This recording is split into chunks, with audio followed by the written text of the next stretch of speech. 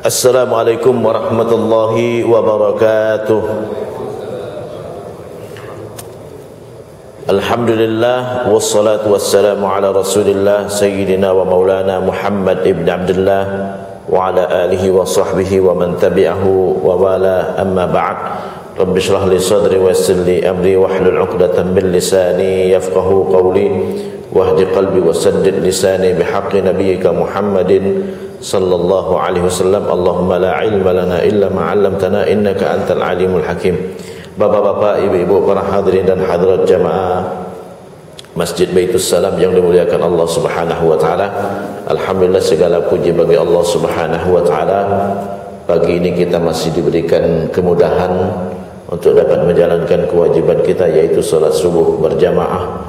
Mudah-mudahan amal ibadah kita diterima Allah Subhanahu wa taala. Amin ya rabbal alamin. Salawat dan salam senantiasa kita sanjungkan kepada junjungan kita, pemberi syafaat kita, Nabi besar Muhammad sallallahu alaihi wasallam. Sebelum saya lanjutkan, saya mengajak bagi yang belum berniat iktikaf, niat dalam hati, aku berniat iktikaf di masjid ini sunnah karena Allah. Selama kita berada di masjid, kalau kita sudah berniat iktikaf, kita mendapatkan pahala iktikaf sampai kita keluar dari masjid.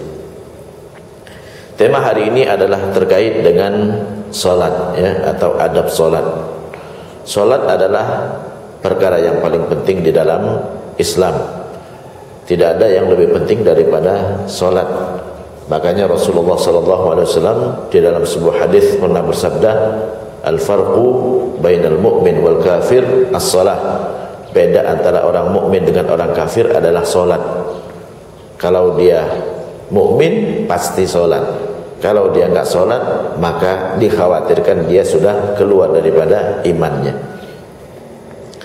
Solat adalah satu-satunya ibadah yang diterima perintahnya oleh Nabi kita Muhammad, ya, melalui yang langsung kepada Allah Subhanahu wa taala, yang langsung dari Allah Subhanahu wa taala, yaitu di saat Isra dan Mi'raj.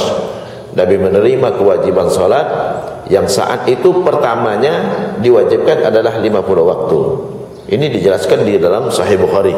Hadisnya sahih, ya. Kalau kita baca kitab Sahih Bukhari, itu diceritakan terkait dengan asal mula kewajiban salat.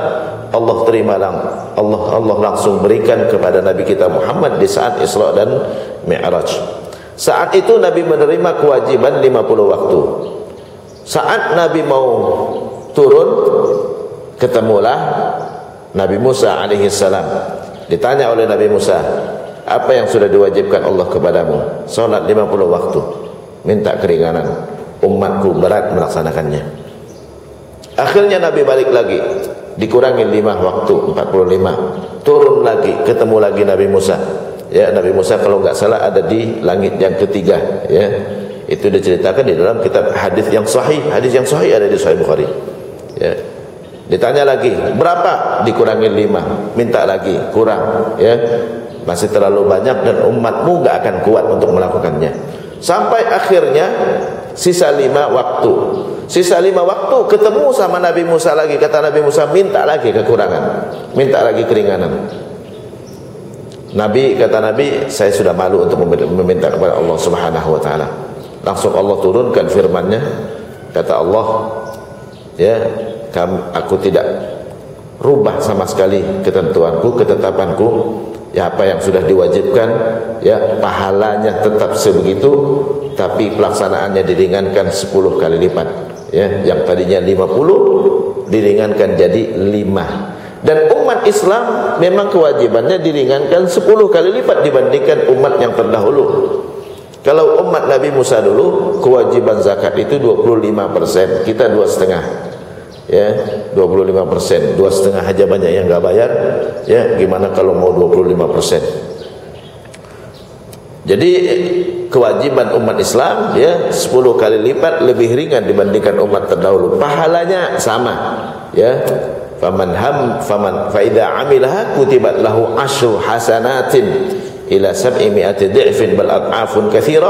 Apapun yang dilakukan oleh umat Nabi Muhammad, pahalanya 10 kali lipat bahkan sampai 700 kali lipat, bahkan lebih banyak daripada itu. Itu Allah berikan keistimewaan kepada umat Nabi Muhammad. Jadi salat ya satu-satunya ibadah yang kewajibannya langsung diterima oleh Nabi.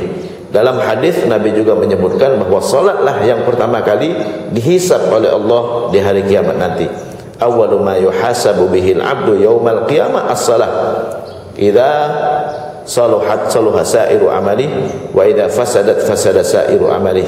Yang pertama kali dihisab oleh Allah di hari kiamat nanti adalah salat. Jika salatnya bagus, amal yang lain ikut bagus. Kalau salatnya enggak bagus, maka amal yang lain pun ikut rusak. Itu yang disebutkan di dalam hadis. Jadi ini pentingnya salat. Pernah dulu Bani Thaqif itu penduduk Taif datang kepada Rasulullah sallallahu alaihi wasallam. Setelah datang kepada Rasulullah, adkhalahum Rasulullah al-masjid. Nabi terima mereka di masjid, diajak masuk ke masjid. Di masjid mereka menyaksikan umat Islam salat rukuk sujud. Mereka langsung mengatakan kepada Nabi Muhammad, "Ya Muhammad, kita mau masuk Islam, tapi enggak mau nungging-nungging kayak gini." Enggak mau nungging-nungging kayak gini. Kata jadi kami enggak mau nungging-nungging. Ini hadis disebutkan oleh Imam Abu Daud di dalam kitabnya Sunan Abi Daud. Apa kata Rasulullah? Ya, jadi mereka mengatakan enggak mau nungging-nungging kayak gini, enggak mau mengeluarkan zakat dan enggak mau berjihad. Tiga itu mereka bilang. Kita enggak mau berjihad, enggak mau berzakat, enggak mau nungging-nungging kayak gini. Apa kata Rasulullah? Kata Rasulullah, adapun jihad sama zakat kalian belum diwajibkan. Belum diwajibkan. Kenapa? Karena jihad itu baru diwajibkan kalau ada musuh. Enggak ada musuh enggak, ya. Ada musuh yang nyerang kita baru ada jihad. Kalau enggak ada yang nyerang itu enggak ada jihadnya. Enggak ada jihad perang maksudnya, ya. Zakat juga kalian belum diwajibkan. Zakat baru diwajibkan kalau kita sudah punya harta mencapai nisab, sudah disimpan selama setahun, ya, baru kena kewajiban zakat.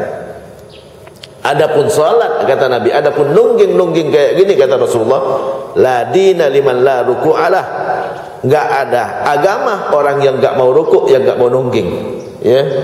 Jadi enggak ada agama orang yang enggak mau rukuk, artinya percuma dia muslim kalau dia enggak rukuk sama sekali, enggak dianggap sama sekali dia punya agama, ya. Jadi itu tanda seorang itu muslim, bahwa dia salat. Jadi itu pentingnya salat. Terkait dengan salat, semua ibadah sama. Ada syarat, ada rukun, ada sunnah, ada yang membatalkan. Ya, ada syarat, ada rukun, ada sunnah, ada yang membatalkan. Ada syarat itu adalah sesuatu yang harus dilakukan sebelum salat. Itu syarat. Rukun sesuatu yang harus dilakukan saat salat. Sunnah sesuatu yang dianjurkan untuk dilakukan, kalau enggak dilakukan enggak apa-apa.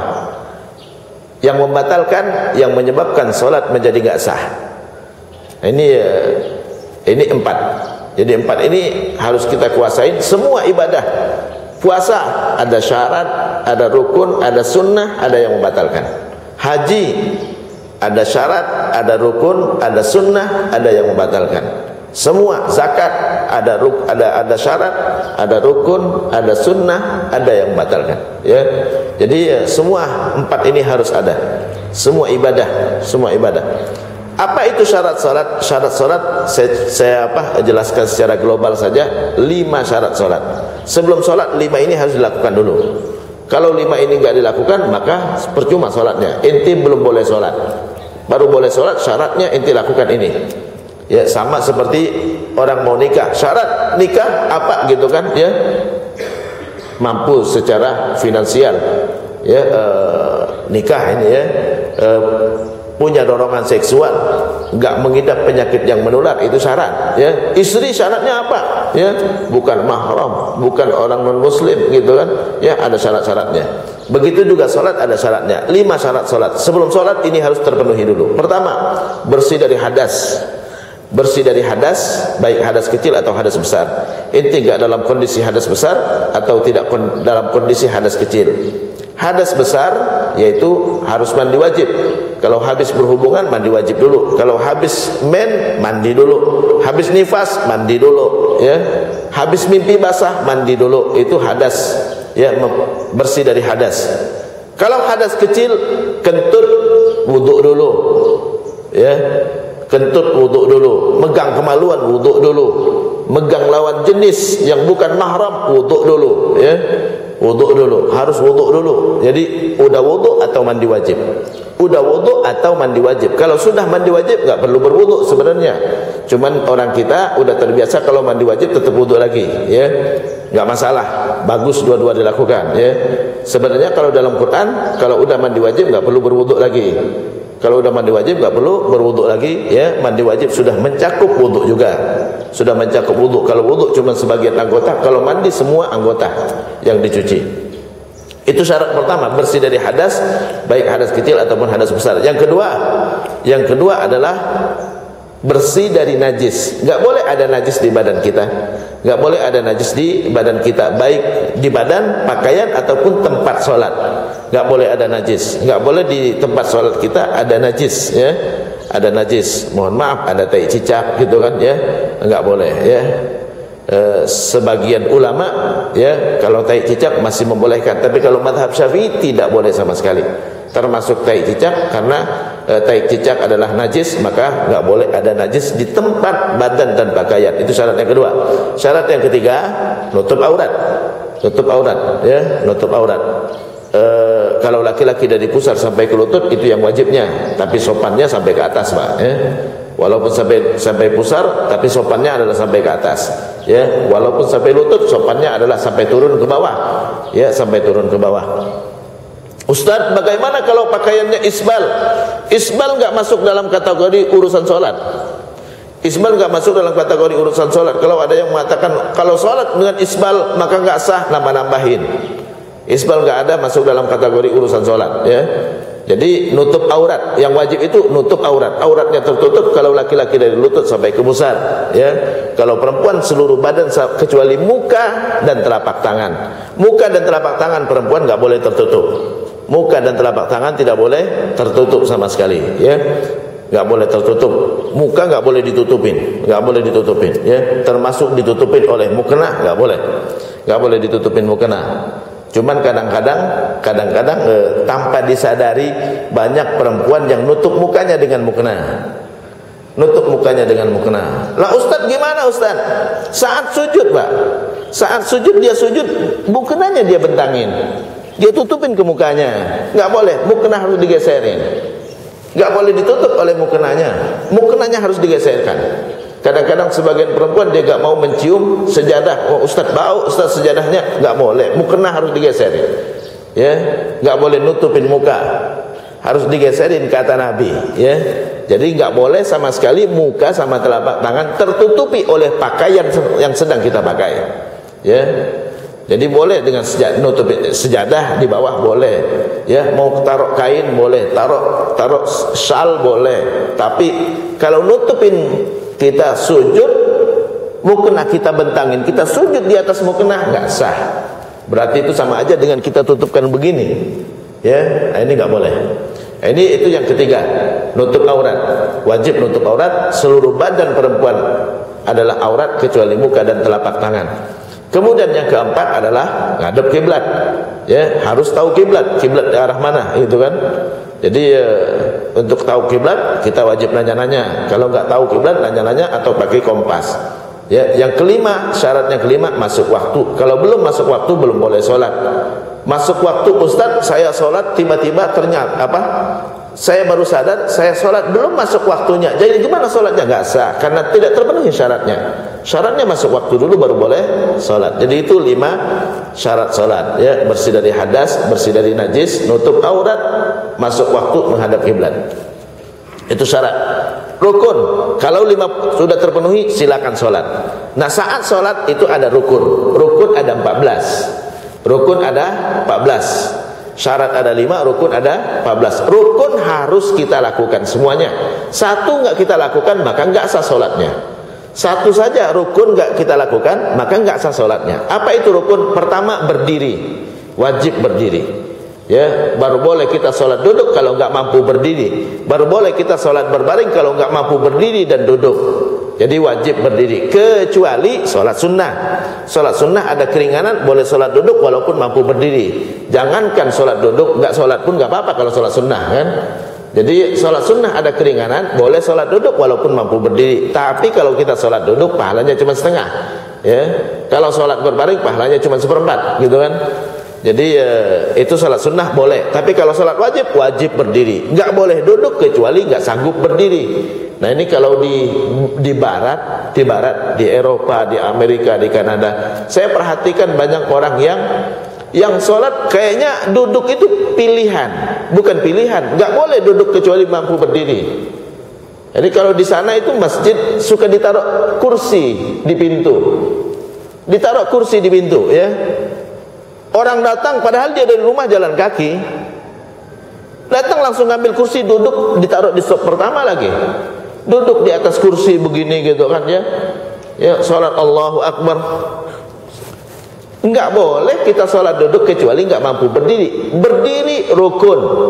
Ya, baru boleh duduk kalau enggak mampu berdiri. Enggak mampu berdiri. Ustaz, saya sholat kalau berdiri pusing, silakan duduk. Ya. Tapi enggak setiap saat ya Ustaz, saya pusing. Kalau begitu wajib berdiri, pas pusing baru duduk, gitu kan?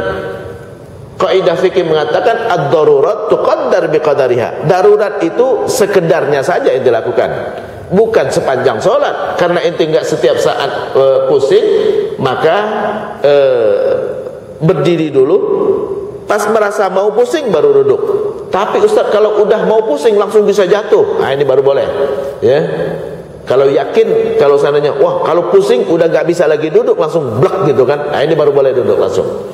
Ya, ini berarti antisipasi, karena Allah Subhanahu Wa Taala berfirman, wala tulqu bi aidikum ila tahluka.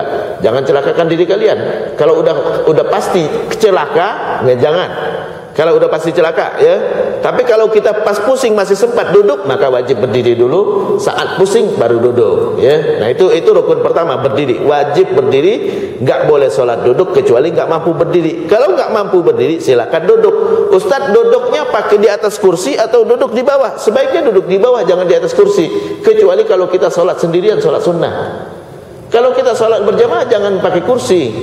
Kenapa? Karena berantakan softnya. Kursi sudah makan tempat, sop yang di belakang gimana coba? Ya, berantakan, duduk di bawah. Ya, kalau berjamaah. Nah, ini yang saya perhatikan kalau di Eropa tadi, di Amerika, di Kanada sama Pak. Ya, orang pakai kursi, berantakan sofnya. Ente sudah agak maju sedikit, kalau seandainya yang di belakang mau suruh maju, agak maju dari sof. Ya, kalau mundur ganggu yang di belakang. Ya, jadi kalau kita berjamaah, singkirkan kursinya, duduk di bawah, kecuali kalau nggak bisa lagi, Ustadz saya nggak bisa duduk di bawah, semutan, gitu kan? Ya, nah ini baru boleh. Tapi ambil paling pinggir, jangan di tengah.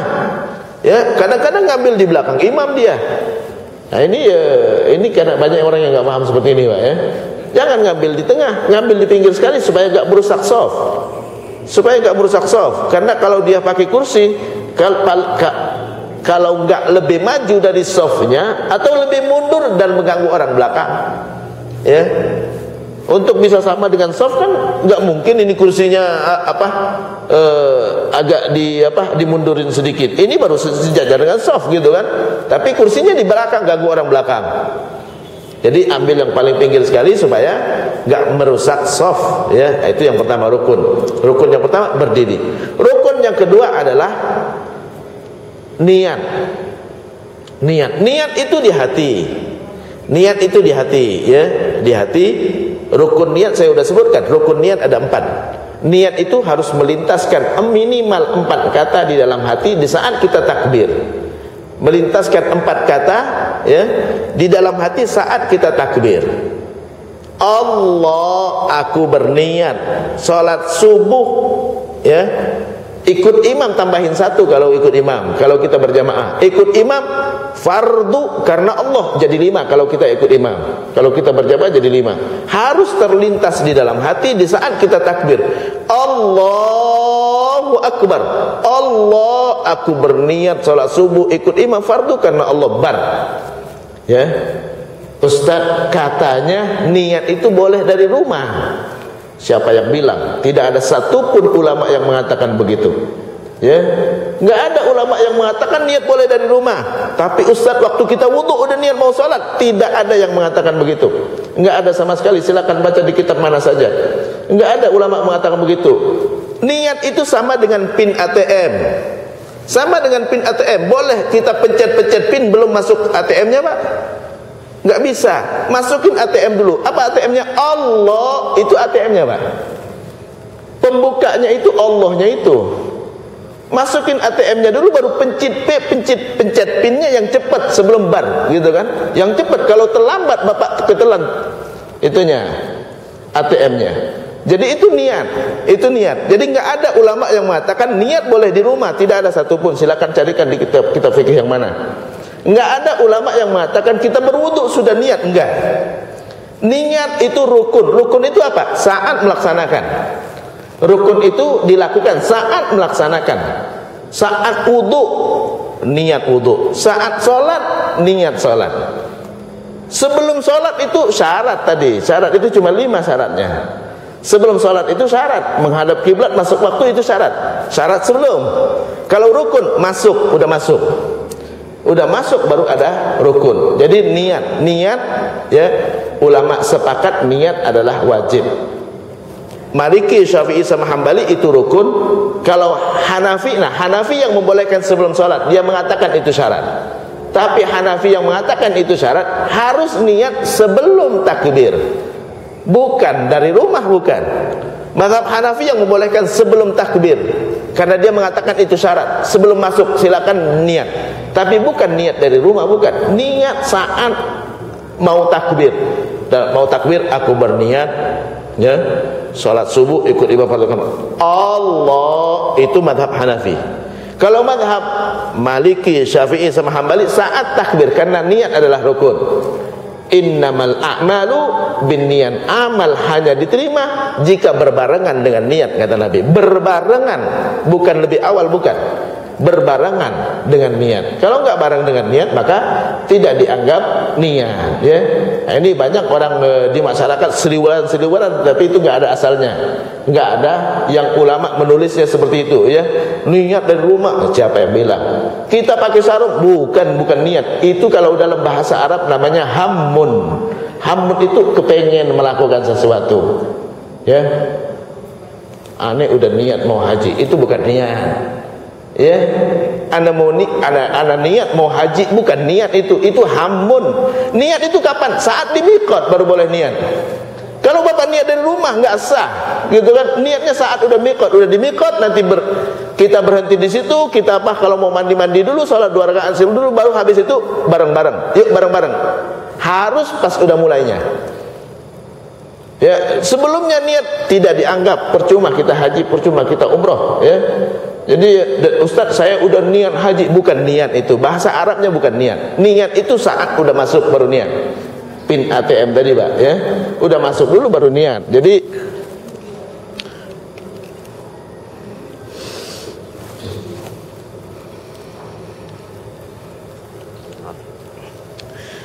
Jadi saat udah masuk dulu baru bisa berniat. Jadi niat haji bukan niat itu. Bahasa Arabnya bukan niat. Hammun.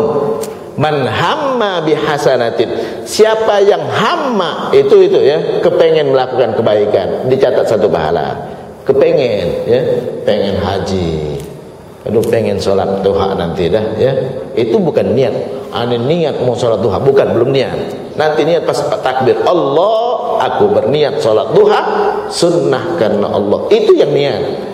Niat bukan sebelumnya. Kalau sebelumnya itu hammun namanya. Hammun kepengen, ya. Kepengen. Niat itu udah dilakukan baru niat, ya. Aduh, saya niat mau bayar zakat fitrah hari ini, bukan niat, kepengen. Kapan niatnya zakat fitrah? Nanti ambil berasnya, ambil uangnya, serahkan sama Pak Kredit. Nih, langsung niat dalam hati, aku berniat bayar zakat fitrah fardu karena Allah. Baru dianggap niat.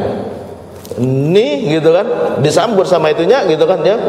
Dalam hati aku berniat bayar zakat fitrah. Kalau nggak niat nggak dianggap zakat fitrah, ya. Yang tadi kepengen nggak dianggap itu, belum masuk niat itu baru hammun. hammun. Jadi itu niat. Jadi wajib berniat saat takbiratul ihram. Udah Allah dibuka dulu dengan Allah. Masukin ATM-nya dulu. Masukkan ATM dengan Allah baru, ya. Itu rukun yang kedua niat. Rukun yang ketiga takbiratul ihram. Ya, takbiratul ihram yang berbarengan dengan niat tadi. Allahu akbar. Takbiratul ihram adalah rukun ucapan. Rukun ucapan itu apa? Harus keluar suara dari mulut kita. Kalau enggak keluar suara dari mulut kita, maka tidak dianggap bertakbiratul ihram. Harus, ini rukun ucapan, rukun. Kalau enggak diucapkan maka enggak sah. Harus diucapkan. Jadi Ustaz harus Allahu akbar. Suara. Ustaz kalau begini enggak dianggap. Itu belum ngucapin. Itu angin yang keluar. Ya, jadi harus mengucapkan Allahu Akbar, huruf semua keluar dari makhrajnya. Huruf keluar dari makhrajnya. Allahu Akbar, gitu kan? Ustaz terlalu keras, ganggu yang sebelah. Yang sebelah juga sibuk dengan Allahu Akbarnya juga. Ente enggak usah peduli dengan sebelahnya. Ya. Kalau saya selalu Allahu Akbar, ya. Enggak usah kenceng-kenceng Allahu Akbar, enggak usah kenceng-kenceng kayak gitu. Allahu Akbar. Harus keluar suara. Kalau enggak keluar suara maka enggak dianggap takbir kita. Belum terbuka salatnya. Buka dulu salatnya. Buka dengan apa? Dengan suara Allahu Akbar. Kalau enggak keluar suara, ya. Suara harus keluar dari makhrajnya, bukan angin. Bukan. Ada lagi? Enggak dianggap. Ente belum masuk salat. Buka dulu salatnya dengan ucapan Allahu Akbar. Harus keluar suara. Itu rukun yang ketiga. Rukun yang keempat, baca Al-Fatihah. Adapun baca doa iftitah sunnah hukumnya. Nanti saya bahas tentang sunnah. Ya, baca doa iftitah sunnah. Baca doa iftitah sunnah, ada beberapa versi, ya, doa iftitah, ya, ada beberapa versi doa iftitah. Kalau di kita, ya, Allahu akbar kabira walhamdulillahi katsira wa subhanallahi bukratan wa asila, inni wajjahtu wajhiya lilladzi fatara as-samawati wal ard hanifan musliman wa ma'ana musyrikin, inna salati wa nusuki wa mahyaya wa mamati lillahi rabbil alamin. Itu sunnah hukumnya. Dibaca boleh, enggak dibaca enggak apa-apa. Dibaca dapat pahala, enggak dibaca enggak dapat pahala. Cuma itu aja kalau sunnah. Ya, bukan rukun. Rukun yang keempat, baca Al-Fatihah. Baca Al-Fatihah rukun sama dengan takbir tadi, rukun suara. Ini rukun suara. Rukun suara itu apa? Harus keluar suara, Pak. Harus keluar suara. Enggak bisa enggak keluar suara. Kadang-kadang ada sebagian orang gitu, enggak dianggap ketika baca. Jadi Ustaz gimana bacanya? Keluar suara. Bismillahirrahmanirrahim. Alhamdulillahirabbil alamin. Ar-Rahmanir Rahim. Maliki yaumiddin. Iyyaka na'budu wa iyyaka nasta'in. Ihdinas siratal mustaqim. Siratal ladzina an'amta 'alaihim ghairil maghdubi 'alaihim waladdallin. Amin. Bismillahirrahmanirrahim. Enggak sah. Enggak sah. Harus ada suara. Ini rukun suara. Rukun ucapan. Ucapan itu pakai suara keluar dari makhrajnya. Ya. Jadi banyak kita menyaksikan, kadang-kadang, ya, mudah-mudahan bukan di sini gitu kan, banyak orang sholat gitu kan, mulutnya aja nggak komat kamin, Mbak, nggak baca itu, nggak baca Bismillahirrahmanirrahim, baru dia nggak baca. Harus keluar suara dari makhrajnya. Tanya sama imam, namanya membaca itu seperti apa gitu kan. Jadi harus keluar huruf dari makhrajnya. Ustaz ganggu orang, bacaan Nabi kedengaran oleh sahabat, bacaan sahabat kedengaran oleh Nabi di depan. Nabi mendengar sahabat baca di belakang. La taqra'u illa ummal kitab. Di belakang aku, kata Rasulullah, jangan baca kecuali Al-Fatihah saja. Makmum tetap baca Al-Fatihah. Kenapa? Karena Al-Fatihah itu rukun. La salata, kata Nabi, la salata liman lam yaqra' bi Fatihatil kitab. Tidak sah salat bagi yang enggak membaca Al-Fatihah. Itu kata Nabi. Bukan saya ngomong, ya. Kata Nabi. Jadi Ustaz kalau enggak baca Al-Fatihah enggak sah, kecuali kalau kita enggak punya kesempatan membaca. Contoh enggak punya kesempatan, kita masbuk. Kita masbuk, imam sudah takbir gitu kan, kita enggak tahu imam, kalau salat zuhur, salat asar kita enggak tahu imam udah mau ruku atau belum, baru kita Allahu Akbar. Tahu-tahu imam langsung ruku, ya. Kita enggak sempat baca Al-Fatihah, silakan ruku langsung. Faqiraatul imam qiraatul lak, bacaan imam sudah menanggung bacaan ente karena ente enggak diberi kesempatan untuk membaca. Tapi kalau diberikan kesempatan untuk membaca kita enggak baca, salah hukumnya. Ente ngapain enggak baca? Ente punya kesempatan mau baca, ya, kesempatan baca. Jadi wajib membaca, ya. Apalagi ustaz katanya kalau sholat jahar, ya, sholat yang suaranya kedengaran subuh, maghrib, isya, kita nggak wajib baca. Siapa yang bilang? Ya, siapa yang bilang nggak wajib baca? Ya. Yang pertama, ulama sepakat ijma, nggak ada perbedaan pendapat. Kalau imam ngasih kesempatan, habis dia waladhdallin amin, imam diam, wajib itu baca. Bismillahirrahmanirrahim, alhamdulillahirabbil alamin, arrahmanirrahim, maliki yaumiddin, iyyaka na'budu. Imam ngasih kesempatan, wajib baca. Ulama sepakat, nggak ada perbedaan di sini. Ya, waladhdallin amin, imam diam, itu diam aja. Salah ente. Ya, dikasih kesempatan sama imam untuk baca, kok ente nggak baca, gitu kan? Itu ulama sepakat. Kalau kita nggak baca saat itu, padahal imam ngasih kesempatan, ente nggak baca, maka salah ente. Ya, berarti imam nggak mau nanggung bacaan ente. Silakan baca. Ya, silakan baca. Itu kalau imam berhenti bacanya. Dan sunnah imam berhenti dulu. Ya, kasih kesempatan makmum untuk membaca masing-masing Al-Fatihah. Itu sunnahnya. Kalau kita sedang membaca Al-Fatihah, baru Maliki Yaumiddin, imam sudah baca surat Bismillahirrahmanirrahim, Qul huwallahu ahad, apakah kita berhenti baca Al-Fatihah? Ini baru ulama ada dua pendapat. Di saat kita tengah baca Al-Fatihah, imam sudah mulai baca surat. Kenapa? Karena Allah dalam Quran berfirman, wa idza quri'al Quran, kalau Quran dibacakan, fastami'u lahu, dengarlah, wa ansitu, diamlah, la'allakum turhamun, agar kalian mendapatkan rahmat. Ya. Jadi karena ada ayat ini Quran lagi dibacain, gimana kita diam atau enggak? Ini baru ulama ada dua pendapat. Mazhab Syafi'i tetap lanjutkan baca Al-Fatihah. Kalau mazhab Syafi'i tetap lanjutkan baca Al-Fatihah. Lo kenapa? Imam baca yang sunnah, ente baca yang wajib. Yang wajib atau yang sunnah yang diutamakan, Pak? Yang wajib yang utama. Ente lagi baca yang wajib, imam baca yang sunnah. Abaikan yang sunnah, yang wajib lebih penting.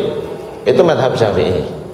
Kenapa? Nabi mengatakan dalam hadis tadi, la salata, tidak sah salat liman lam yaqra, bagi yang enggak membaca. Nabi enggak kecualikan makmum atau imam. Bagi yang enggak membaca Al-Fatihah, ya, liman lam yaqra bi Fatihatil Kitab, bagi yang enggak membaca. Nabi enggak mengatakan bagi yang enggak membaca di sini imam, tidak. Imam dan makmum semua yang sholat, gitu enggak sah kalau enggak baca Al-Fatihah. Ente lanjutkan baca Al-Fatihah karena imam membaca yang sunnah, ente baca yang wajib. Itu yang pertama. Yang kedua, kalau dibacakan Quran kita wajib dengar, kalau kita enggak sibuk dengan Quran juga. Kalau kita sibuk dengan Quran enggak masalah, abaikan saja. Ya, yang enggak boleh itu kita mendengar orang baca Quran, kita sibuk baca Quran. Ente berarti mendahulukan Quran atas Quran. Tapi kalau ente sedang baca Quran, ente tidak salah. Ente lagi baca Quran, Bismillahirrahmanirrahim, lagi ini saya harus khotam hari ini, gitu kan ya. Tahu-tahu masjid menyalakan ya mic bacaan Quran. Apakah harus berhenti Ustaz? Tidak, lanjutkan bacaannya. Ente lagi sibuk dengan Quran juga. Kalau ente sibuk dengan Quran dikumandangkan, salah ente mendahulukan Quran daripada Quran, gitu kan? Itu yang masalah, ya. Jadi kadang-kadang wa idza quri'al Quran, kalau Quran dibacakan dengar, diam kalau ente sibuk dengan yang lain. Kalau ente sibuk dengan Quran juga sama-sama Quran. Aneh udah baca Quran juga dari tadi juga, ya. Enggak ada yang berhak untuk menghentikan kita membaca Quran. Adapun yang suaranya kedengaran mic, apalagi mic kan itu setelan ini ya. Tip, ya.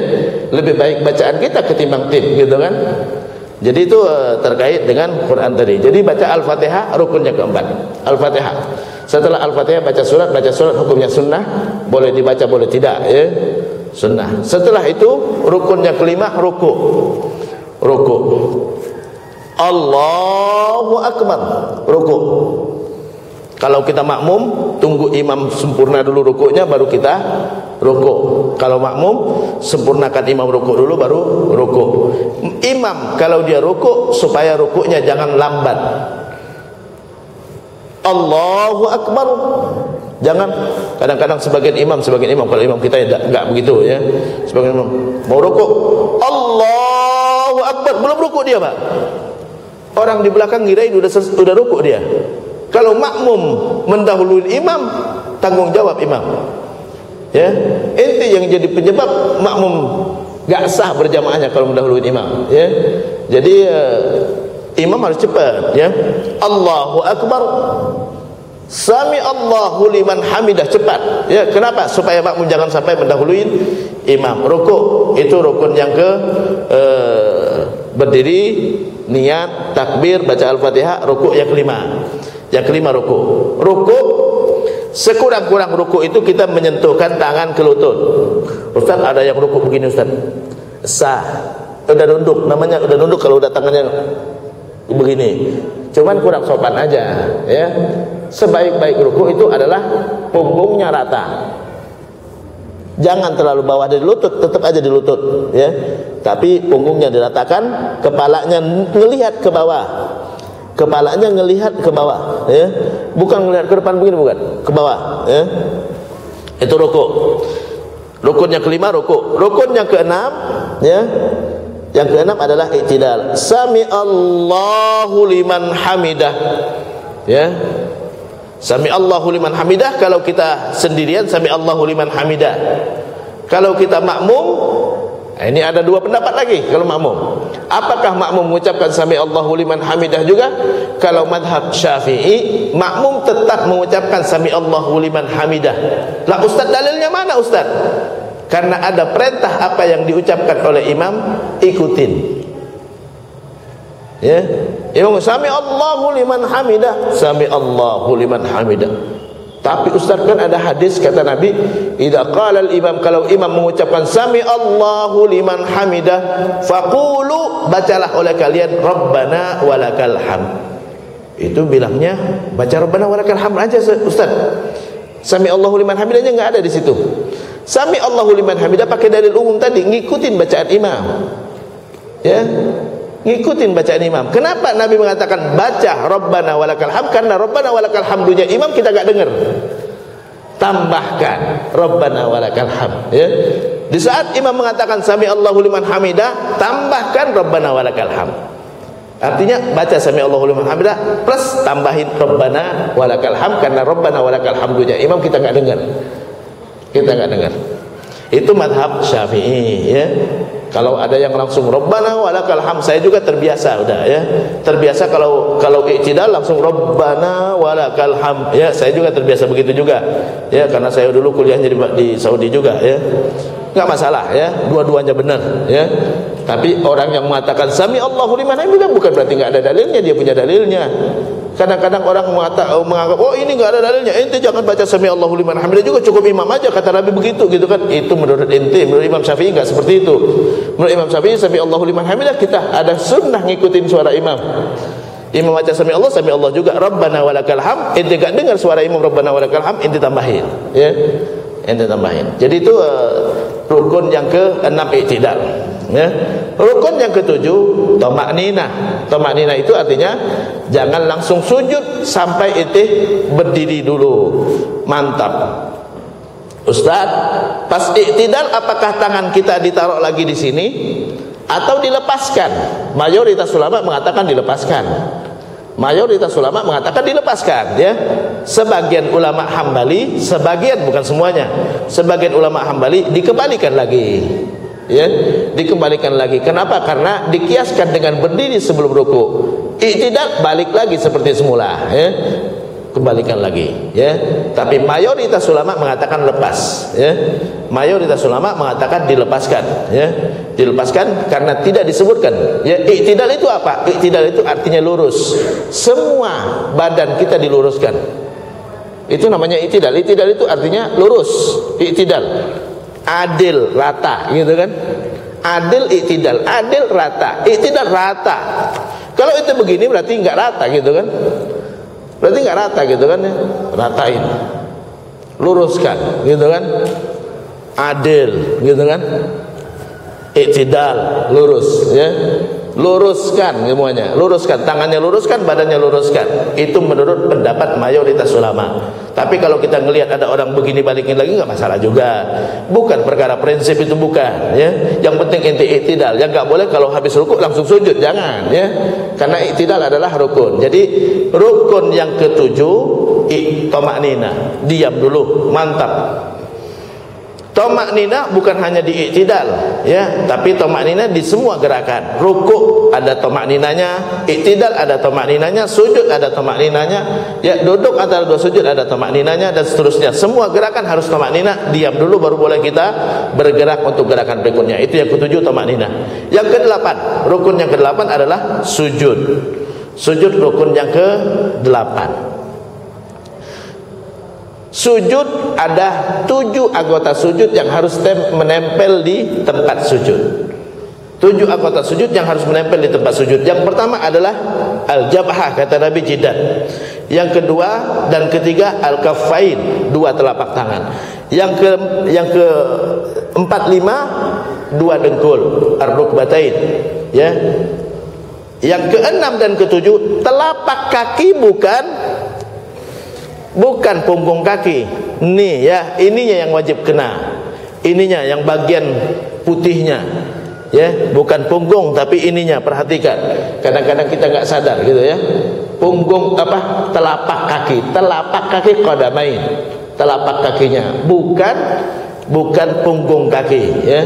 Telapak kakinya yang harus ditempelkan. Itu 7 anggota sujud. Dari 7 anggota sujud tersebut, dengkul dan 2 telapak kaki boleh terbungkus.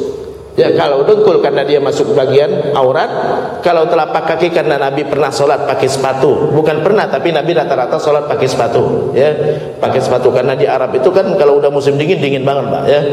Jadi, dan juga masjidnya Nabi itu bukan karpet tapi tanah, makanya Nabi sholat pakai sepatu. Jadi dengkul sama telapak kaki boleh terbungkus, tapi yang gak boleh terbungkus kata Nabi adalah jidat sama telapak tangan. Nggak boleh pakai sarung ya, nggak boleh pakai cadar ya, dan nggak boleh ditutupin sama mukena kita tadi itu ya, saya sebutkan tadi ya.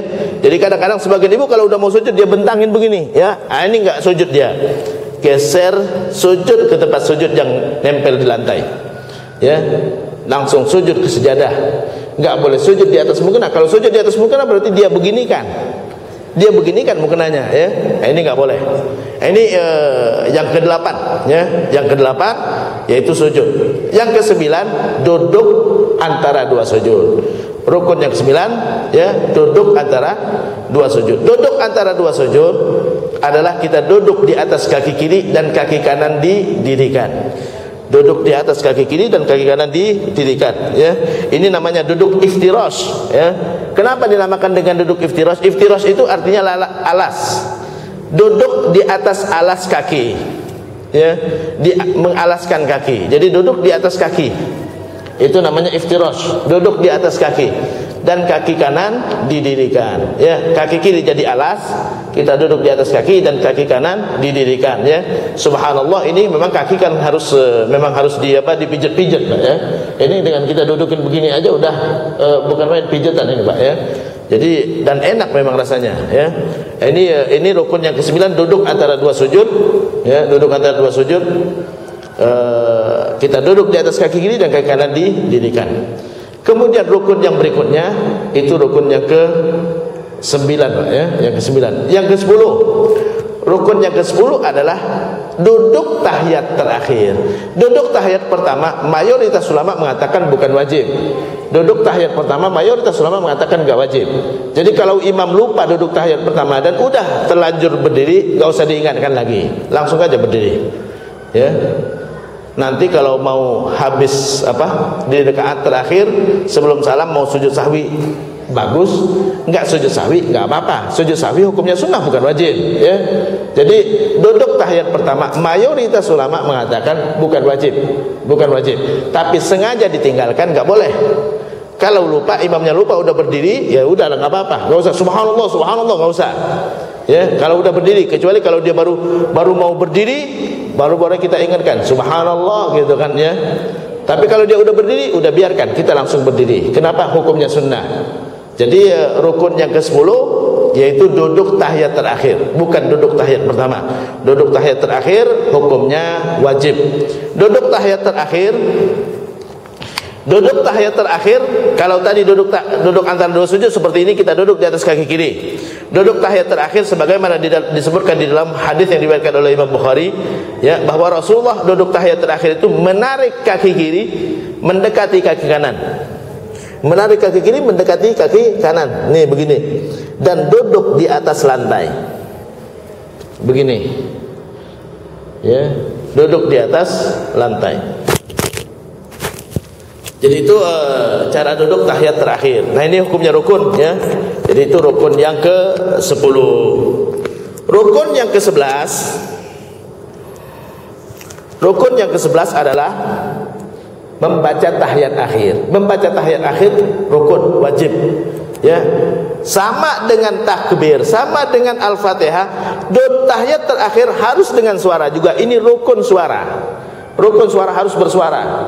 At-tahiyyatul mubarakatus salawatut thayyibatu lillah. Assalamu alayka ayyuhan nabi wa rahmatullahi wa barakatuh. Assalamu alayna wa ala ibadillahis salihin. Asyhadu an la ilaha illallah wa asyhadu anna Muhammadan abduhu wa rasuluh. Pakai suara enggak sah. Enggak sah angin yang keluar itu. Harus lewat makhraj, harus pakai makhraj. Atta, bukan atta, bukan, ya, itu bacaan salah itu, ya.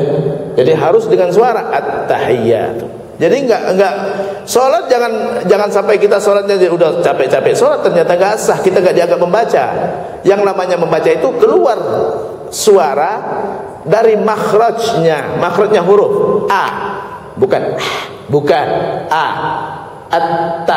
At-tahiyyatu mubarakatuh. Bahkan di dalam kitab fikih disebutkan kalau tasdidnya aja hilang enggak sah. Jangan sampai tasdidnya hilang. At-tahiyyatul mubarakatus salawatut, tasdidnya aja hilang enggak sah. Tasdid di Al-Fatihah ada berapa tasdid di Al-Fatihah, Pak? Ada 14. Disebutkan di dalam kitab fikih ada 14 dan tidak boleh kurang. Ya. Bismillahirrahmanirrahim. Bismillahirrahmanirrahim enggak sah. Hirrahmanirrahim. Alhamdulillahi rabbil alamin. Ar-Rahmanir-Rahim. Tasdidnya itu yang double-doublenya itu, ya. Perhatikan ada 14 itu. Sampai ulama fikih menyebutkan itu ada 14 tasdid, enggak boleh kurang satu pun. Harus keluar dari suara kita. Harus keluar dari makhrajnya, ya. Ini itu rukun yang ke-11 baca tahiyat. Rukun 11 baca tahiyat harus keluar dari huruf, dari apa? Dari makhrajnya. 11. Yang ke-12 membaca salawat. Habis asyhadu an la ilaha illallah wa asyhadu anna Muhammadar Rasulullah. Allahumma salli ala Muhammad. Ya, sekurang-kurangnya seperti itu. Baca salawat kepada Nabi, ya. Baca salawat kepada Nabi rukun suara juga, pakai suara, enggak boleh pakai angin. Alah, enggak sah. Allahumma salli ala Muhammad. Ustaz, boleh pakai sayyidina? Ya terserah ente mau pakai sayyidina atau enggak usah diperdebatkan yang seperti ini, Pak, ya. Jadi mau pakai sayyidina enggak pakai sayyidina enggak masalah, gitu kan, ya. Tapi kata Nabi jangan baca sayyidina. Itu tawaduknya Rasulullah. Ya, itu yang pertama. Yang kedua, hadisnya dilakukan. Hadisnya juga dilakukan. Secara bahasa, tata bahasa salah, gitu kan. Secara tata bahasa salah, gitu kan. Makanya ulama meragukannya. Ini secara bahasa gak mungkin Nabi bahasanya, tata bahasanya salah, gitu kan. Ya. Itu makanya ulama meragukan hadisnya, ya. Jadi boleh pakai sayyidina, boleh enggak, ya, enggak masalah. Allahumma salli ala Muhammad atau Allahumma salli ala Sayyidina Muhammad, sekurang-kurangnya seperti itu. Mau dilanjutkan wa ala ali Muhammad kama sallaita ala Ibrahim, lebih bagus lagi, ya. Lebih bagus lagi. Itu rukun yang ke-12. Rukun yang ke-13. Setelah baca salawat, ya, habis baca salawat, kalau kita mau tambahin doa, bagus, ya. Doa habis tahiyat sama habis salawat dan sebelum salam itu termasuk doa yang mustajab. Termasuk doa yang mustajab. Kalau mau ditambahin doa silakan, tapi doa pakai bahasa Arab. Ya, kalau nggak pakai bahasa Arab dalam hati saja, karena selain daripada bahasa Arab nggak boleh diucapkan di dalam sholat. Selain dari bahasa Arab tidak boleh diucapkan di dalam sholat, itu ulama udah sepakat. Ya, karena Nabi mengatakan inna hadhihi shalah la yasluhu fiha syai'un min kalamin nas. Di dalam sholat tidak boleh sama sekali bahasa selain bahasa Allah. Ya, bahasa Allah adalah bahasa Quran. Bahasa Quran adalah bahasa Arab. Makanya enggak sah ya atau batal salat kita kalau kita mengucapkan dengan bahasa Indonesia. Jadi kalau kita mau doa dengan bahasa Indonesia, dalam hati aja, dalam hati. Dalam hati enggak usah diucapkan, ya. Ya Allah, ya, sehatkan badanku, ya. Jadikan anakku anak yang soleh, gitu kan. Ya, dalam hati aja, enggak usah diucapkan. Kalau diucapkan maka batal salat kita. Ya, termasuk dianggap kita berbicara dengan bahasa manusia. Ya. Itu rukun yang ke 13, yang ke-12. Enggak, baca salawat rukun yang ke-12. Rukun yang ke-13 adalah mengucapkan salam, ya. Mengucapkan salam rukun suara juga, pakai suara, ya. Mengucapkan salam. Rukun yang ke-13 salam. Assalamualaikum warahmatullahi. Ya, itu yang pertama ke kanan, itu yang wajibnya. Yang kedua, assalamualaikum warahmatullahi, itu yang sunnah. Ya, yang sunnah. Yang wajibnya yang pertama, ya, yang ke kanan. Yang kedua adalah sunnah. Nah, ini rukun suara juga harus pakai suara. Enggak boleh assalamualaikum. Enggak, dianggap assalamualaikum warahmatullahi. Salam kita itu kepada siapa itu, Pak? Kepada yang di kanan kita. Assalamualaikum warahmatullahi kepada yang kiri kita, gitu kan, ya. Jadi assalamualaikum kanan kiri itu kepada yang di kanan dan kiri, ya. Jadi kalau sholat sendirian nanti Ustaz, kalau sholat sendirian itu kemana? Itu Pak, ada jin, ya, di sebelah kanan kita, Pak, ya. Ada yang ikut sholat juga, Pak, ya. Jangan dikirain kalau kita sholat sendirian mungkin ada jin yang ikut bermakmum juga, Pak. Assalamualaikum warahmatullahi, ya. Ya, jangan kabur, Pak, ya. Ada jin yang ikut sholat juga, Pak, ya. Jadi itu assalamualaikum warahmatullahi ke kanan, assalamualaikum warahmatullahi ke kiri. Itu rukun yang ke-13. Harus terucap assalamualaikum warahmatullahi, ya. Kalau saya sholat, ya, selalu saya pakai suara, ya. Silakan perhatikan saya pakai ini, ya. Bukan suruh perhatiin sholat saya, bukan, Pak, ya. Jadi Ustaz jangan sampai saya ngomong tapi saya enggak praktekin, ya. Saya selalu kalau sholat itu pakai suara. Assalamualaikum warahmatullahi. Assalamualaikum warahmatullahi. Kalau enggak dianggap saya baca, ya. Yang namanya membaca di dalam Islam, membaca itu adalah dengan suara dan dari makhraj. Ya, dari makhraj. Itu rukun yang ke-13. Rukun yang keempat, tertib, berurut seperti tadi. Enggak boleh sujud dulu baru ruku, enggak boleh. Ruku dulu, i'tidal, baru sujud, ya, duduk, ya, sujud lagi, baru duduk tahiyat terakhir. Jadi berurut. Jadi sesuai dengan urutan yang dilakukan oleh Rasulullah. Itu adalah 14 rukun, ya, 14 rukun. Yang sunnahnya banyak, Pak. Yang sunnah ada 15. Ya, enggak mungkin saya bahas semua, ya. Yang membatalkan sholat ada 10, ya, itu juga enggak mungkin. Saya singkat aja yang membatalkan sholat. Yang membatalkan sholat pertama, bergerak banyak. Bergerak banyak itu membatalkan sholat. Jadi batal sholat kita kalau kita bergerak banyak. Yang dimaksud dengan bergerak banyak, bergerak dengan sendi yang besar. 1, 2, 3 batal, ya. Kita maju ke depan gitu kan, 1, 2, 3 batal, ya. Itu bergerak 3 gerakan berturut-turut melibatkan sendi yang besar. Kalau sendi yang kecil kita bergaruk cukup nggak apa-apa. Ini sendi yang kecil, sendi kecil nggak apa-apa, ya. Karena kalau mau dibatasin, kita nggak bisa garuk, Pak, ya. Masih aja gatel, Pak. Ya, nggak bisa, ya. Jadi kalau sendi yang kecil boleh sampai 1000 silakan, Pak, ya. Tapi kalau sendi besar hanya 3 kali gerakan. Itu yang membatalkan yang pertama. Yang kedua, makan. Ya, yang dimaksud dengan makan, masuk apapun lewat tenggorokan kita. Jadi kalau ada nasi, sisa nasi di mulut kita, tahu-tahu keluar dari gigi, keluarkan, Pak, ya. Boleh dikeluarkan, ambil tisu atau ambil gitu kan, masukin ke kantong kita boleh. Ya, enggak najis, enggak lah, ya. Semua yang ada di mulut kita itu nggak ada yang najis. Kalau najis maka nggak boleh kita makan, Pak, ya. Semua yang ada di dalam mulut kita nggak ada yang najis. Jadi kalau keluar nasi, keluarkan, masukin ke kantong, ya.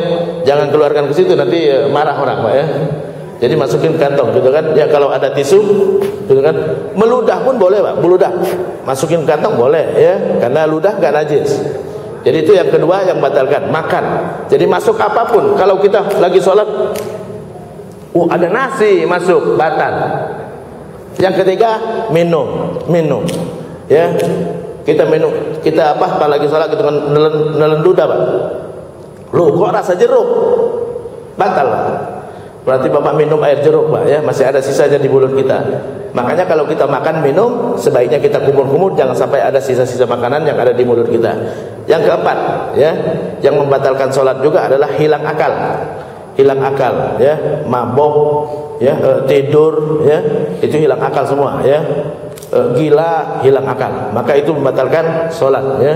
Yang keempat, yang kelima, ya, yang yang membatalkan sholat juga adalah murtad. Lah Ustaz, orang sholat kok bisa murtad?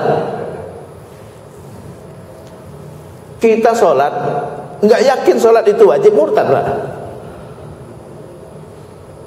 Lagi sholat, benar nggak sih sholat ini wajib, murtad, Pak. Syahadat dulu, Pak, ulangi sholatnya. Asyhadu an la ilaha illallah wa asyhadu anna Muhammadar Rasulullah. Enggak boleh ragu. Benar enggak saya salat ini menghadap Allah sih? Murtad. Ya. Benar enggak Allah tahu kalau saya lagi salat sekarang? Murtad. Benar enggak agama Islam sih? Murtad, ya. Murtad. Itu batal salatnya. Semua ibadah, ya. Kalau ente ragu, iman enggak boleh ragu-ragu. Enggak boleh iman ragu-ragu, harus yakin 100%. Ya, enggak ada keraguan-raguan, ya, enggak ada keraguan-raguan. Ada ragu sedikit, murtad, ya. Jadi itu murtad, membatalkan salat, ya.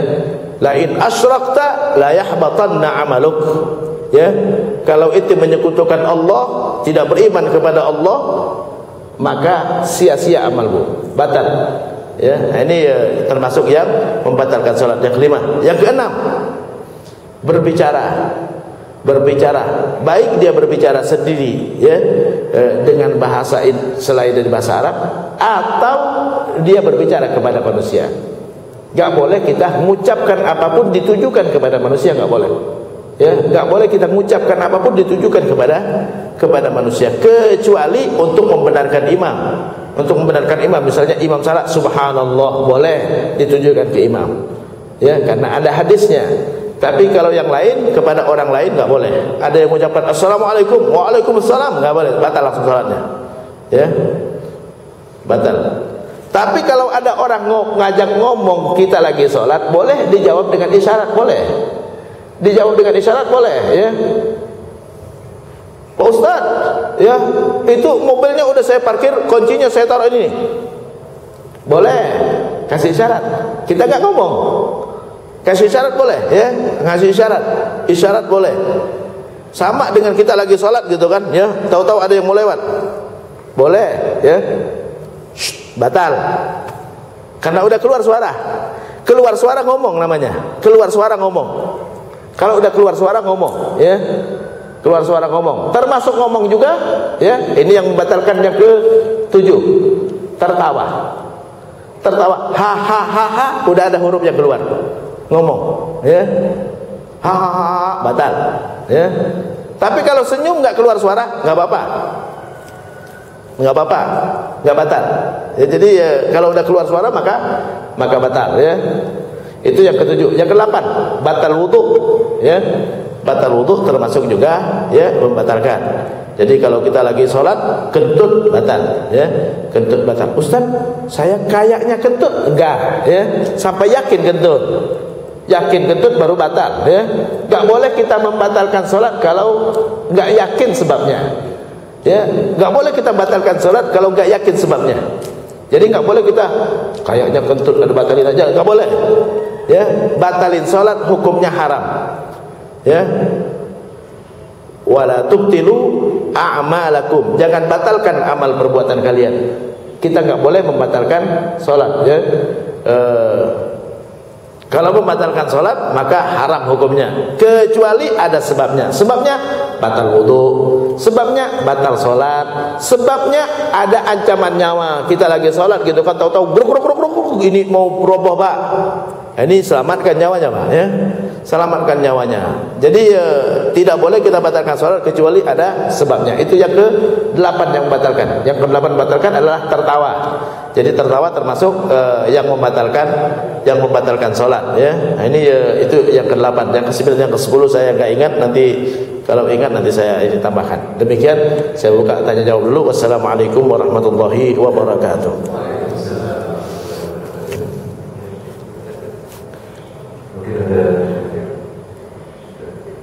Ya.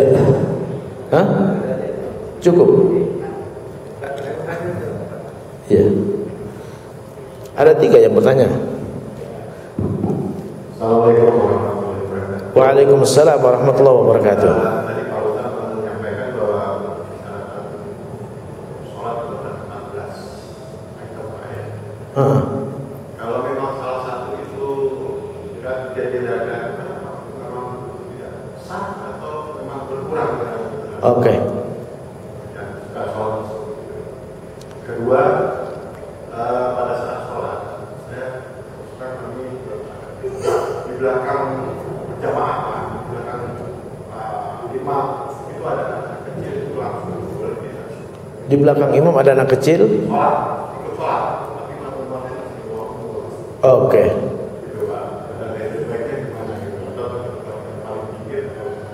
Oke, terima kasih. Ya. Oke, ini pertanyaan pertama itu menambahkan yang membatalkan sholat. Yang membatalkan sholat adalah salah satunya adalah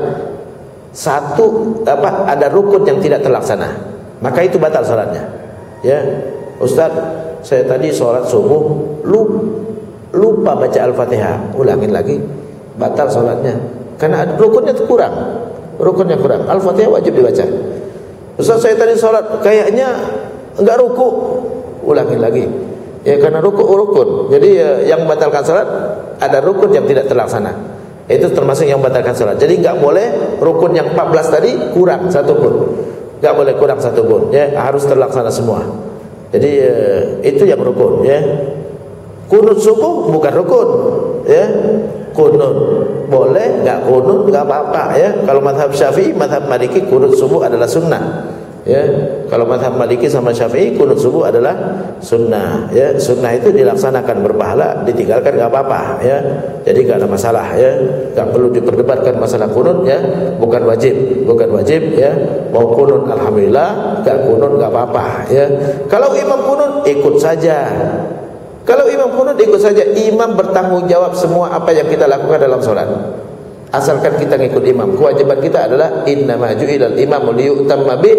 Imam diangkat untuk diikuti, kata Nabi. Ikut saja imam, ya. Walaupun menurut keyakinan kita tidak disunnahkan, enggak ada masalah. Ya. Kenapa? Karena kewajiban kita ikut imam. Yang bisa diikutin semuanya. Jadi itu terkait dengan kunut. Makanya kalau kita di Arab, kalau imam sudah kunut, orang kunut semua. Ya, serahkan imam. Ya, kunut apa itu?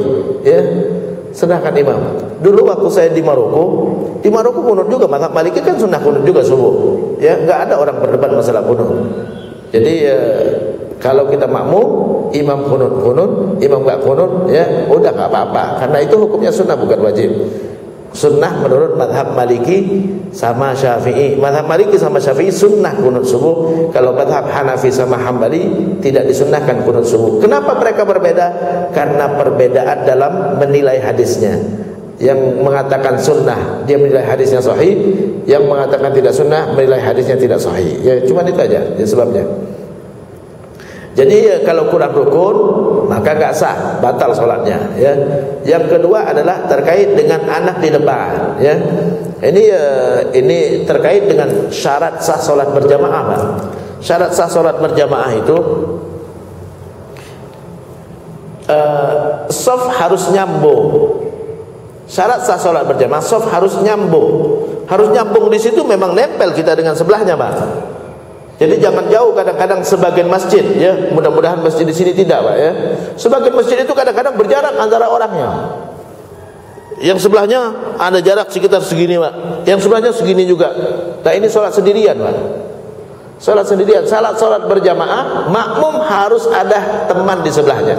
Teman di situ tempelin sebelahnya, ya. Harus nempel di sebelahnya. Kalau nggak nempel itu sendirian namanya. Makanya kata Nabi, ya, tidak sah salat orang yang berada di balik tiang, karena dipisah oleh tiang. Dia harus nempel dengan orang sebelahnya. Jadi nggak boleh dipisah oleh tiang. Kalau misalnya kan kadang-kadang sebagian masjid ada tiang di tengah, Pak. Ya, terus ada tiang. Terus Ustaz, setelah tiang minimal ada 2 orang, harus ada teman ditempelin di sebelahnya. Kalau enggak, maka enggak boleh di sebelah tiang. Ya, ini soft Jumat kadang-kadang di situ diisi juga, Pak. Ya, boleh diisi di sana, boleh, tapi dengan syarat minimal 2 orang. Dan di sini udah penuh, baru boleh ngisi di luar minimal 2 orang. Ya, minimal 2 orang. Ya, maaf, ini pintunya digeser. Pintunya wajib digeser. Jangan ditutup. Kalau ditutup berarti dia terpisah dari kita. Yang di luar jangan ditutup, digeser, Pak. Ya. Jadi supaya nyambung dengan di sini, enggak boleh terpisah. Makmum tidak boleh terpisah. Jadi termasuk yang memisahkan selain dari tiang dan tembok, anak kecil, Pak. Anak kecil sholatnya belum dianggap, Pak, kalau dia belum benar sholat masuk ini. Ini udah misahkan saf ini, Pak. Ya, dia nggak ada di situ, itu nggak ada orangnya di situ. Jangan ditaruh di tengah, taruh di pinggir sekali. Jangan dia misahkan orang dewasa, karena orang dewasa harus nyambung safnya, Nah, ini kadang-kadang orang nggak mau anaknya dipisah, Pak. Ya, kalau bapak nggak mau dipisah dengan anaknya, ambil paling pinggir sekali, anaknya taruh paling pinggir. Jangan anaknya misahkan bapak dengan orang lain, jangan. Ya, dia paling pinggir sekali, anaknya sebelahnya dekat dengan orang lain, dia yang terpisah. Ini sama aja dengan tiang, Pak, anak kecil ini.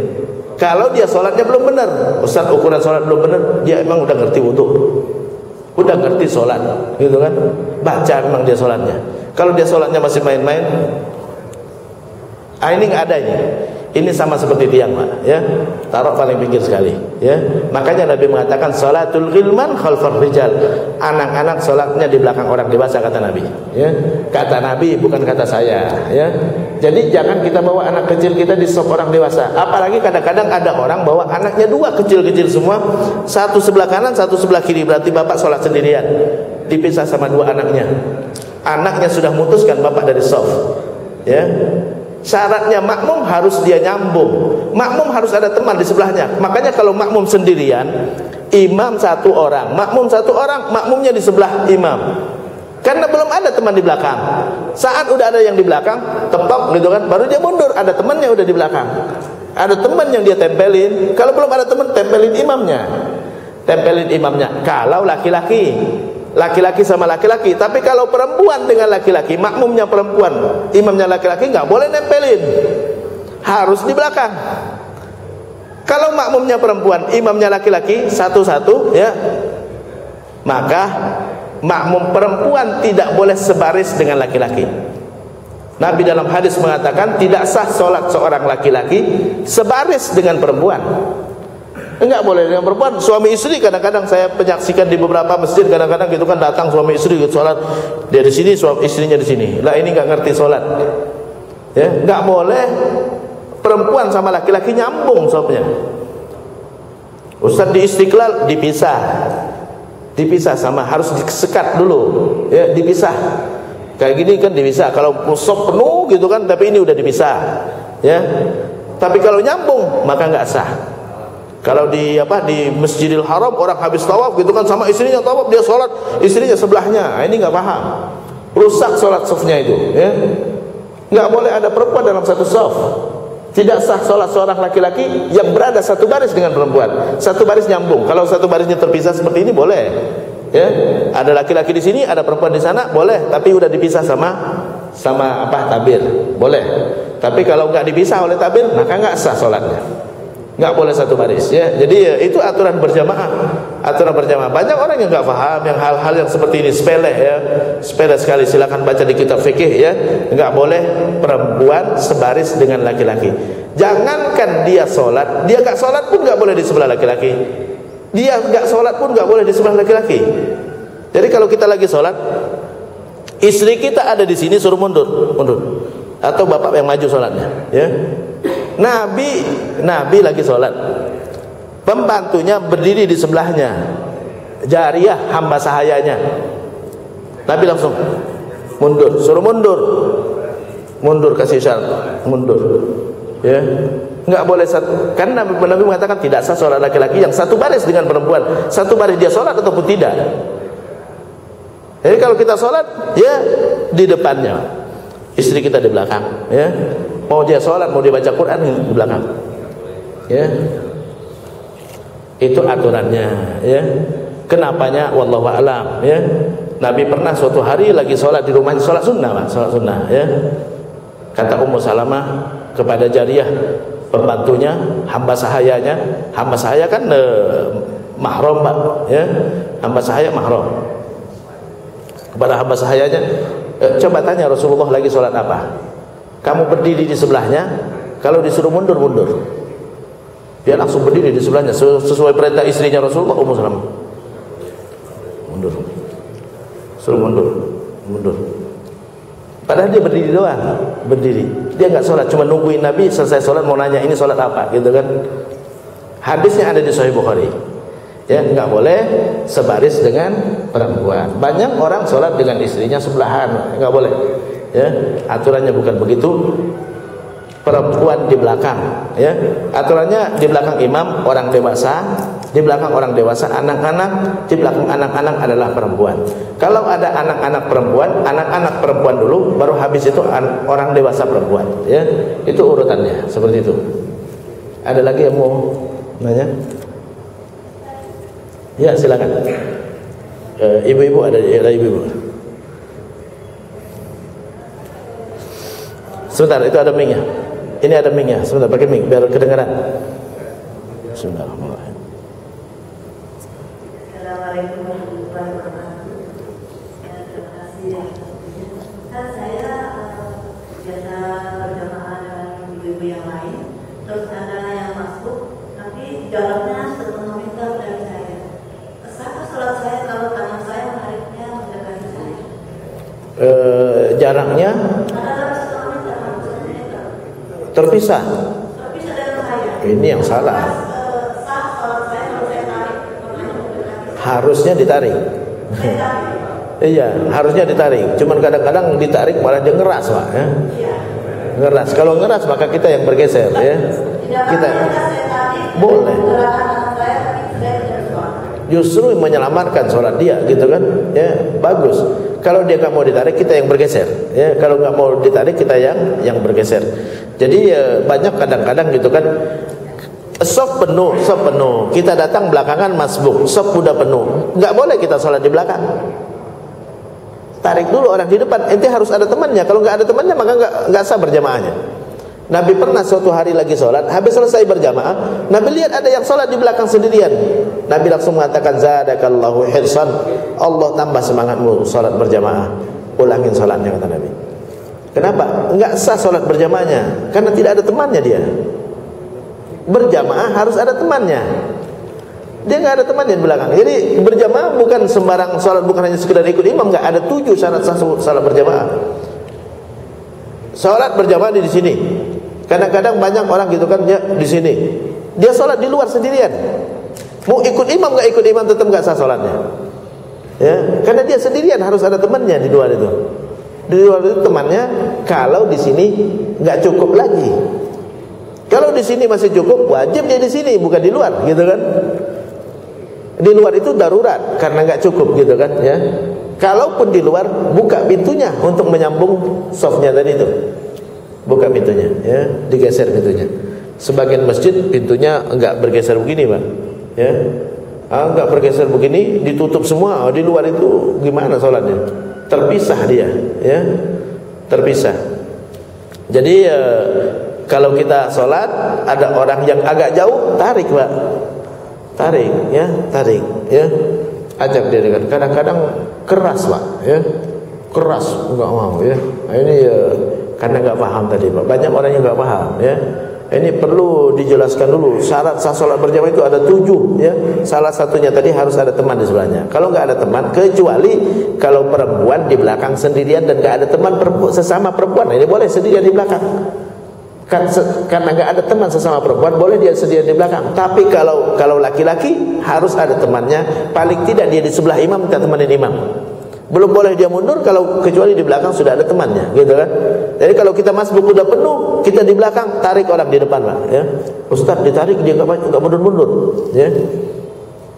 Kalau dia nggak mundur-mundur, tarik, kasih tahu, Pak, mundur Pak, saya mau sholat berjamaah juga di belakang, gitu kan? Nggak ngerti juga ya, cari yang lain yang ngerti, Pak, ya. Ini karena banyak orang nggak ngerti, Pak, ya. Banyak orang nggak mengerti, kadang-kadang dia nggak mau mundur. Tapi jangan juga, Pak, Bapak narik dia ke belakang, Bapak yang maju, jangan, ya, berantem nanti, ya. Ini kurang ajar. Ini berantem. Oke, ada lagi? Terima kasih, Pak. Ya.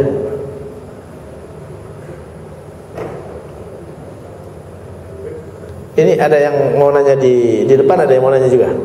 Oke, silakan. Nanti habis itu yang sini.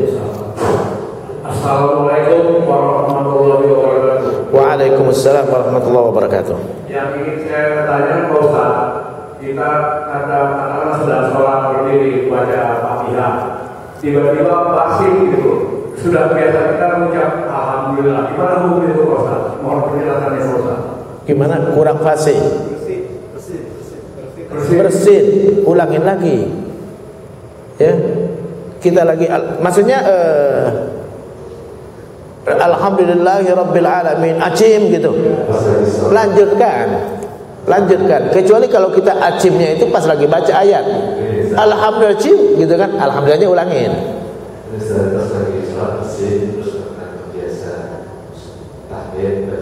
Boleh. Itu enggak ada masalah kalau itu. Kan itu zikir namanya. Berzikir. Dia bicara dengan Allah, bukan bicara dengan manusia kan. Yang enggak boleh yang di sebelahnya jawab, Pak, yarhamukallah. Nah, ini enggak boleh sebelahnya, batal salatnya. Karena itu tujukan kepada manusia. Kalau ini tadi enggak, dia memuji Allah, alhamdulillah segala puji bagi Allah, gitu kan. Ya. Dia memuji Allah. Di dalam salat boleh kita memuji Allah, membesarkan Allah, mengagungkan Allah, menyucikan Allah, semuanya di dalam salat dibolehkan.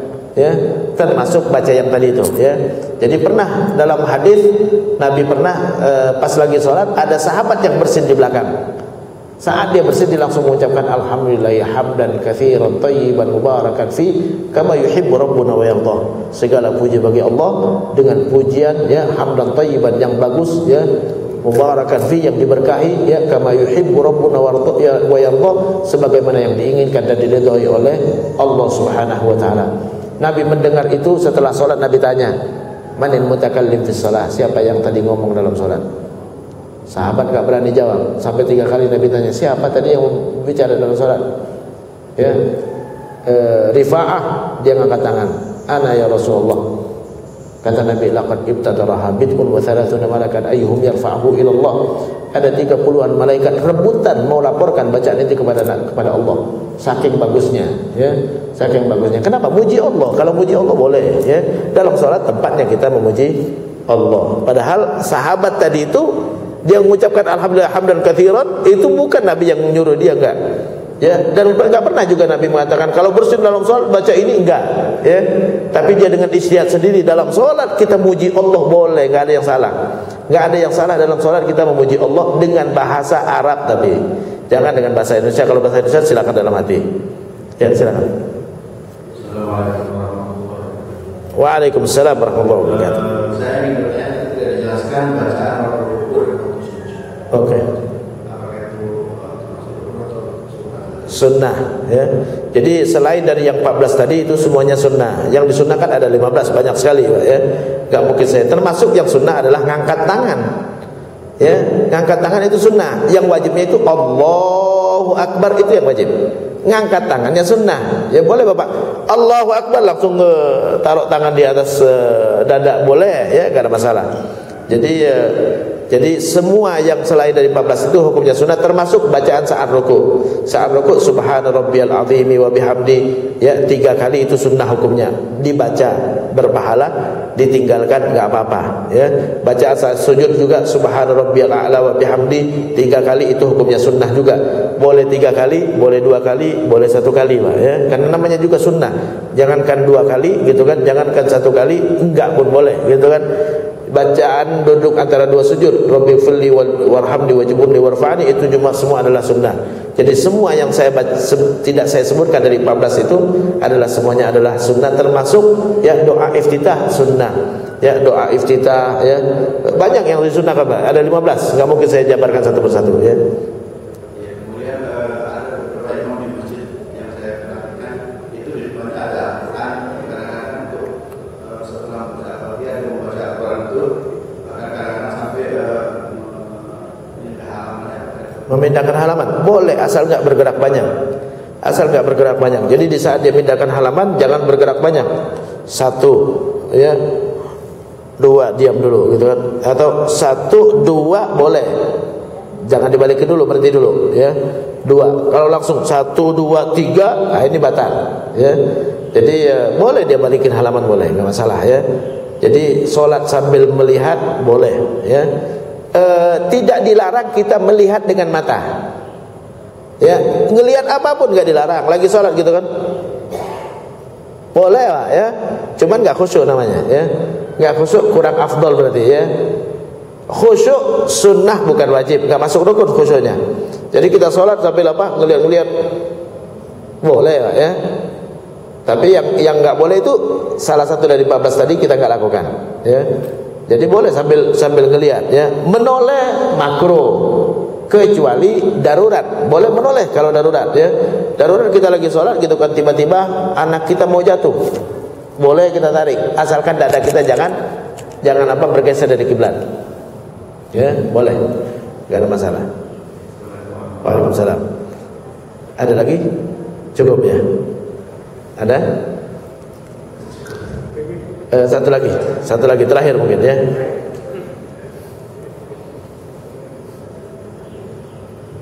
Jadi Pak Ustaz dalam penjelasannya tadi itu anak-anak yang sholat di belakang imam berarti semua jadi tidak sah. Begini ya. Jadi sebenarnya itu kalau dia ada di tengah begitu enggak sempurna. Yang kanan itu udah ada temannya juga sebenarnya. Yang kiri sudah ada temannya juga. Ya, yang masalah itu kalau misalnya ini anak 5 anak. Orang dewasa 1 di sini, 1 di sini. Nah, ini enggak sah itu. Karena terpisah itu orang dewasa 2 itu. Ya, tapi yang dewasa di kanan sudah ada banyak orang dewasa juga enggak masalah. Yang di kiri udah banyak orang dewasa juga enggak masalah. Cuman softnya jadi enggak sempurna. Karena anak itu dianggap enggak ada. Coba anak itu dihilangkan, Pak, ya. Jadi softnya ini soft, sini kosong, soft lagi gitu kan. Nah, ini softnya enggak sempurna berarti. Berarti bolong-bolong softnya. Jadi itu terkait dengan tadi ya. Jadi yang nggak boleh kadang-kadang gitu, Pak ya. Saya pernah sholat kemarin di satu masjid. Jadi ada orang dewasa, terus ada anak-anak gitu kan ya. Saya datang masbuk, saya deketin orang dewasanya. Datang masbuk yang lain, dia ngambil yang paling ujung deket anak-anak. Nah ini terputus softnya, dia diputus sama anak-anak ini. Kalau saya sudah ada temannya di sebelah orang dewasa. Yang tadi yang datang di situ, ini yang nggak paham namanya. Jangan dekat anak-anak, cari orang dewasa. Kalau kita datang ke masjid mau masbuk, jangan dekat anak-anak, cari orang dewasa. Karena belum tentu setelah kita nanti akan ada orang dewasa lagi yang nemenin kita, gitu kan? Jadi jangan sampai kita terpisah dari soft. Oke, demikian, mudah-mudahan bermanfaat ya. Kita tutup dengan doa kafaratul majlis. Subhanakallahumma wa bihamdika asyhadu an la ilaha illa anta astaghfiruka wa atubu ilaik. Lebih dan kurang saya mohon maaf. Wabillahi taufiq wal hidayah wal afu minkum jami'an. Wassalamualaikum warahmatullahi wabarakatuh.